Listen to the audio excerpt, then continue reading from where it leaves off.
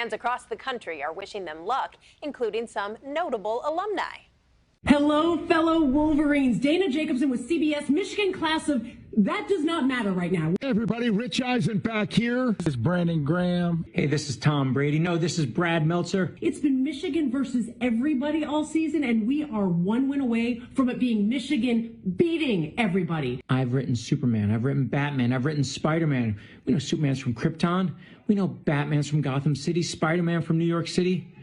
But they are nothing compared to my favorite heroes from Ann Arbor, Michigan. They're going to vanquish the Huskies. We're on the verge of making history, baby. You got to believe in the dream, believe in the team. Those who stay will be champions. And we have been staying all season long. Go Michigan! Beat the Huskies! We are your kryptonite. Go blue, baby. Go Wolverines all day. Let's go. Let's go blue! So while everyone is chanting and wearing blue to support Michigan, the Spirit of Detroit was caught sporting Honolulu blue today. The iconic downtown monument is now wearing a Lions jersey. It has a 90 Seasons logo patch in honor of the Lions' 90th season. Plenty to talk about tonight. Here to do just that is Jeff Lesson, sportscaster for WWJ News Radio 950 and 97.1 The Ticket. How's it going, Jeff? Shayna, great to see you. Good to see you. So let's start with these Wolverines since we're very close to kickoff. Michigan's a 5-point favorite against the Huskies. Right. What are you expecting to see tonight?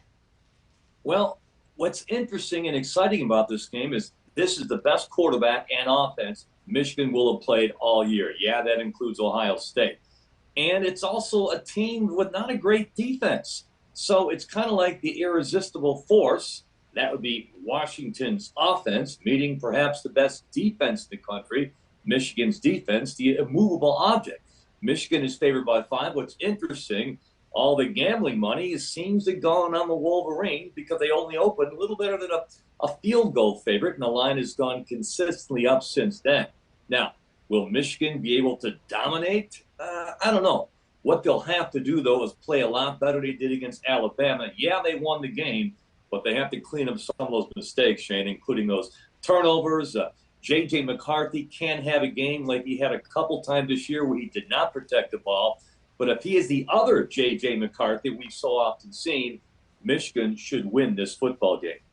Yeah, Jeff, tell me a little bit more about those odds you mentioned. So, yes, Michigan is favored, but ESPN polled a bunch of analysts, journalists, and right. I think it was out of 48 of them, 36 are saying Washington will win. Is it just an effort, a conspiracy to get everyone to make some silly bets?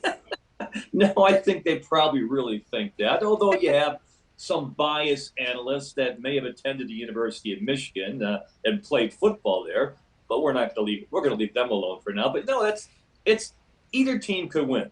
They are 14-0. They didn't get there by accident. Now you can argue that Washington. Well, who they beat? They beat Oregon twice. Oregon's a good team, but the rest of the Pac-12, not so much.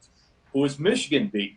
They have one of the historically inept, easy schedules in the history of college football, but they won every game. And the tough games they did play, at least theoretically tough, Penn State, Ohio State, Alabama, they did what they had to do. They won all those games. So, but these teams haven't faced each other. Michigan hasn't played a quarterback or wide receiver tandem like Washington presents. That's what we don't know. What else we know, Shayna, about this Wolverine team is, yeah, they are good on offense and really good when J.J. McCarthy is rolling. But rushing the ball, not as good as they were the last couple of years. Blake Corum did not have nearly as good a year as he did last year. And the Michigan offensive line not opening the same kind of holes. They're good up front, but they used to be great, Shayna. So it's going to be close, I think. All right, let's talk about something we have already talked about many times in recent months, and that is Harbaugh's future, with a little caveat. Yeah. How do you think the outcome of tonight affects his future? If they win, does this send him on a different trajectory than if they lose? I can't tell you for sure what he's going to do. I can tell you he will have at least 2 offers, and I know, well, not for a fact, but I'm hearing about him a pretty good source that he already has at least one. He may or may not want it, but I do believe he has already made up his mind what he's going to do, regardless of what happens in this game tonight. It's been his dream to get back to the NFL and win a Super Bowl. He also loves coaching at the University of Michigan. He also is reportedly about to sign a $125 million offer to stay there. And, but maybe those impending penalties coming down the pipe from the NCAA, which we're hearing, we don't know what's going to be, but they could involve more suspension time for Jim Harbaugh from the whole sign stealing thing. We only heard from the Big Ten of that, not the NCAA, remember. We don't know what that's going to do to Jim Harbaugh. So he has that in the back of his mind. And if I'm Jim Harbaugh, if you're going to be leaving and you win a natty tonight and you get all kinds of hundreds of millions on the table, is there a better time for you to leave for the NFL? So time will tell, and I guess I'll have many more opportunities to keep asking you that. Let's move on to the Lions, Jeff. The regular season's over. Wild card next weekend. Any thoughts coming out of the win against Minnesota, specifically with Laporta? Yeah, well, Laporta, there were two arguments. One is they had an outside chance moving up a seed or two, and because of that, Dan Campbell decided to play his starters, and, it burned it because Laporta got hurt. He is arguably their second or third best player on the team, and they definitely will miss him. My biggest concern, Shayna, coming out of that game was a quarterback named Nick Mullins. Not exactly the Taj Mahal of quarterbacks, pretty much a career backup, the Vikings quarterback.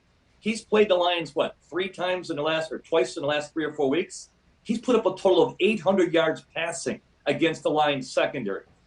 You don't think Matt Stafford is licking his chops, who, by the way, last I checked, is a better quarterback than Nick Mullins, and this Lions secondary could be the downfall if they don't shore things up. All right, and speaking of Matthew Stafford, I don't know if we should call it a homecoming, certainly a reunion, a return to Detroit. What are you predicting with that?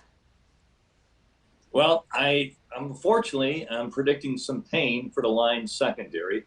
I think the Lions can win this game, but they're going to have to win a shootout because the Lions secondary has been in shambles.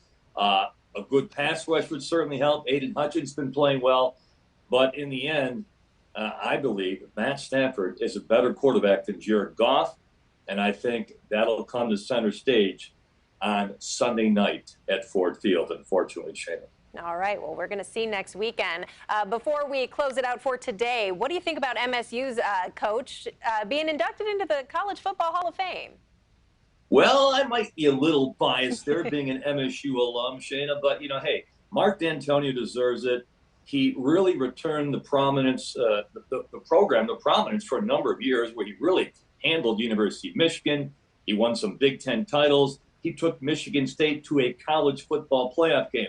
This was a guy that would recruit 2- and 3-star athletes and turn them into 5-star players.